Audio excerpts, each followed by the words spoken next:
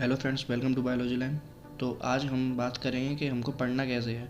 तो मैं आपके साथ अपना एक्सपीरियंस शेयर करता हूँ कि कैसे मैं पढ़ता हूँ, कैसे मुझे क्या प्रॉब्लम्स आती हैं एनसीईआरटी पढ़ने के टाइम, और कैसे हम उनको ओवरकम कर सकते हैं।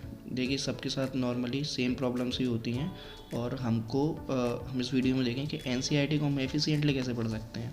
तो बेसिकली जो हमारे साथ प्रॉब्लम्स होती हैं, सबसे ज़्यादा लोगों के साथ होती हैं कि वो भूलते हैं। तो देखिए, भूलना कोई बीमारी नहीं है। अगर आप भूल रहे हैं तो ये अच्छी बात है, क्योंकि आप किसी चीज़ को तभी भूल सकते हैं जिसको आपने अच्छे से पहले कभी समझा होगा, पढ़ा होगा, क्योंकि तभी तो आप उसे भूल पा रहे हैं। अगर आपको कुछ पहले ही आपको कुछ याद नहीं है तो आप उसको भूल ही नहीं सकते। तो भूलना कोई बुरी बात नहीं है, भूलना अच्छा है। जितना आप भूलेंगे उतना ज़्यादा आपका टॉपिक क्लियर होगा। सो सेकंड है हाईलाइट्स करना।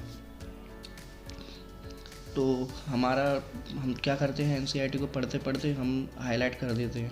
पर हमारी एनसीईआरटी इतनी कंसाइज बनाई गई है जिसमें each and every topic line सब कुछ इम्पोर्टेंट होता है। उसकी लाइन्स को समझने के लिए हमको मॉड्यूल्स और उसकी ज़रूरत होती है कॉन्सेप्ट क्लियर करने के लिए।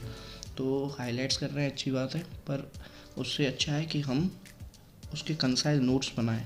बेसिकली फॉर बायोलॉजी और केमिस्ट्री में ऑर्गेनिक, इनऑर्गेनिक और फिजिक के लिए हमको नोट्स बनाने पड़ेंगे, जिसको हम बार बार रिवाइज करें, हम भूलेंगे नहीं।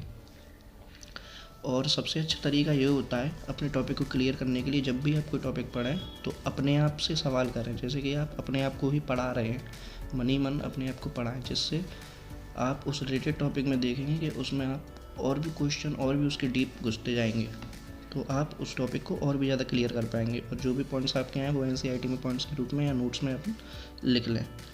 तो जितना ज़्यादा आप ऐसा करेंगे, आपके डाउट उतना ज़्यादा क्लियर होगा। एक और चीज़ है, आप क्वालिटी स्टडी करिए, क्वांटिटी नहीं। कई लोग होते हैं कि वो अपने आप से वादा कर लेते हैं कि मैं अभी 4 घंटे पढ़ूँगा या 2 घंटे पढ़ूँगा लगातार। ऐसा ना करें। आप एक टॉपिक को लें। एनसीईआरटी में कोई भी टॉपिक है, अगर आप सेल चैप्टर पढ़ रहे हैं तो उसका एक टॉपिक लें, उसमें हेडिंग है एन ओवरव्यू ऑफ सेल। तो आप इतना कर लें कि मुझे अभी आधे घंटे में इतना टॉपिक कवर करना है। अब उसको इतना अच्छा पढ़ें उस टाइम पर, मतलब क्वालिटी से पढ़ें, क्वालिटी स्टडी करें, उसमें आपका कुछ गड़बड़ नहीं होनी चाहिए। और एक चीज़ और है, छोटे छोटे ब्रेक्स लेते रहें। ऐसा नहीं कि आप हमेशा पढ़ते ही जा रहे हैं या फिर हमेशा पढ़ाई के बारे में सोच रहे हैं। पूरा दिन आप पढ़ नहीं रहे हैं पर पढ़ाई के बारे में सोच ही रहे हैं, तो इससे क्या होता है, आपका दिमाग वैसे ही बहुत थक जाता है सारा दिन सोचते सोचते। जब पढ़ने का टाइम आता है तो आपको नींद आने लगती है। तो आप जब पढ़ नहीं रहे हैं तो सिर्फ आप अपने आप को एंजॉय करें। ओके। और जिस भी टाइम आप कंफर्टेबल हों उस टाइम पढ़ाई करें। ऐसा नहीं कि किसी ने बोल दिया कि सुबह अच्छी पढ़ाई होती है, पर आप जब सुबह उठ रहे हैं तो आपको नींद ही आती जा रही है। तो जब भी आपको कंफर्ट लगे, आपके कंफर्ट के हिसाब से आप अपना टाइम जोन डिसाइड करें, उसी टाइम पर पढ़ें। कुछ लोग होते हैं जो दिन में काफ़ी काम रहता है घर पे भी, और शोर शराबा होता है, उतना माहौल अच्छा नहीं होता है, तो वो रात का टाइम उनके लिए परफेक्ट होता है। तो अपने हिसाब से आप टाइम को डिसाइड करें। और सबसे मेन बात है, अच्छी स्लीप लें, गुड स्लीप लें। कम से कम 8-9 घंटे का आप सोएं, इससे कॉम्प्रोमाइज़ ना करें। अब देखिए, तरीका क्या है एनसीईआरटी पढ़ने का, मेन बायोलॉजी पढ़ने का क्या है। सबसे पहले तो आप एनसीईआरटी को पूरा थॉरोली पढ़ें अच्छे से, और फिर उसके कंसाइज नोट्स बनाएं। मतलब पूरा टॉपिक पढ़ा आपने, फिर उस टॉपिक को छोटे छोटे हाईलाइट्स में, फ्लो चार्ट्स में डिवाइड करके अच्छे से उसका 4-5 पेज का जो एनसीईआरटी का 4-5 पेज में जो टॉपिक कवर हो रहा है उसको 1-2 पेज में अपने नोट्स में कवर कर लें।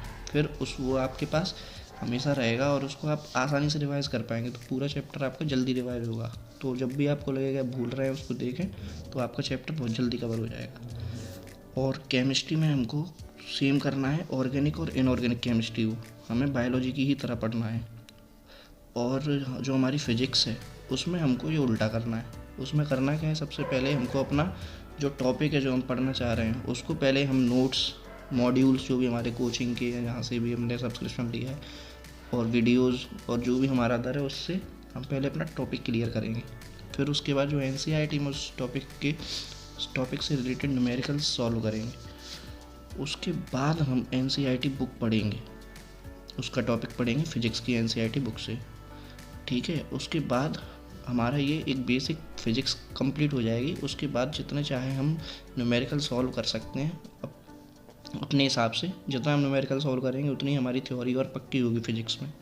तो ये हमारा फिजिक्स पढ़ने का तरीका है। तो आप देख सकते हैं छोटा सा पाई चार्ट मैंने बनाया है बायोलॉजी, फिजिक्स और केमिस्ट्री पढ़ने का। ओके सो और हमारे कुछ गोल्डन रूल्स हैं जो मैं फॉलो करता हूँ, शायद आपके भी काम आए। वो है जो मैंने बताया आपको, क्वालिटी स्टडी। हाँ, सेकंड है don't think always about studies. पूरा दिन सिर्फ स्टडी के बारे में ही ना सोचें, ये आपको वैसे ही बहुत थका देगा, जैसा कि मैंने आपको बताया। अच्छा सोएं और टाइम स्लॉट अपने हिसाब से डिसाइड करें। यही है फ्रेंड्स, आप इसको ही फॉलो करिए और मैंने भी किया था, काफ़ी हेल्प होगी। और जितना भी पढ़ें अच्छा पढ़ें without any distraction. Thank you guys, hope आपको ये हेल्प करेगा।